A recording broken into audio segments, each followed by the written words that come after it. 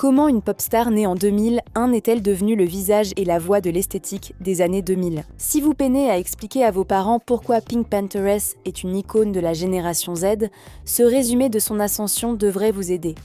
Les clips de Pink Pantheress affichent souvent une esthétique visuelle largement disparue depuis 20 ans. Surnommée l'esthétique des années 2000, elle reflète les espoirs et peurs ressentis au passage du millénaire. Le clip de son tube « Nice to Meet You » en est l'exemple parfait. De nombreux commentateurs sur YouTube notant à quel point il reflète fidèlement l'esthétique de l'époque. Une spectatrice a réagi à la sortie de 2023 en plaisantant.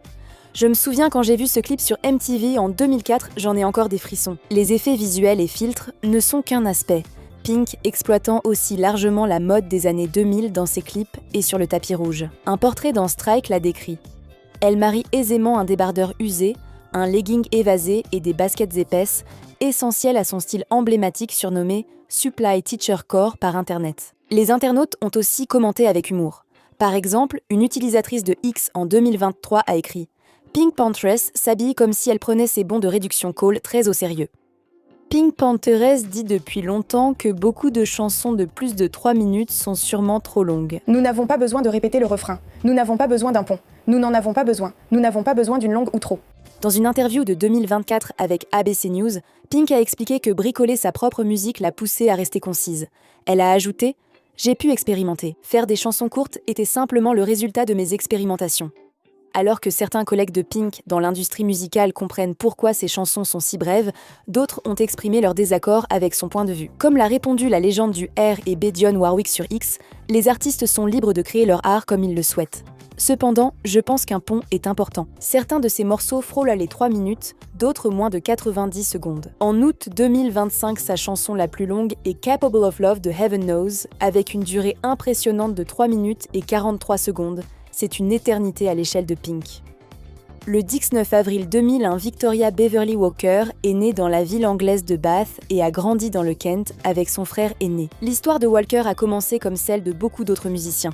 Elle s'est intéressée à la musique et a pris des cours de piano lorsqu'elle était enfant. Adolescente, elle a joué dans un groupe influencé par My Chemical Romance et Hayley Williams de Paramore. C'est alors que j'ai compris que la musique pouvait influencer ton identité, tes vêtements, ta coiffure et même ta façon de parler. À 17 ans, Walker s'est tournée vers un autre outil, GarageBand, le logiciel de production musicale d'Apple. Elle s'en est servie pour créer des morceaux à partir de samples, publiés ensuite sur SoundCloud sous le nom de Pink Pantheress. Comme vous l'avez sans doute deviné, elle adore la série La Panthère Rose et a choisi son nom de scène en référence.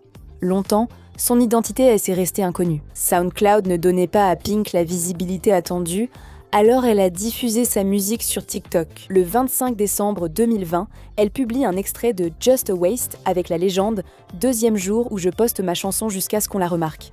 Quelques personnes l'ont alors remarqué.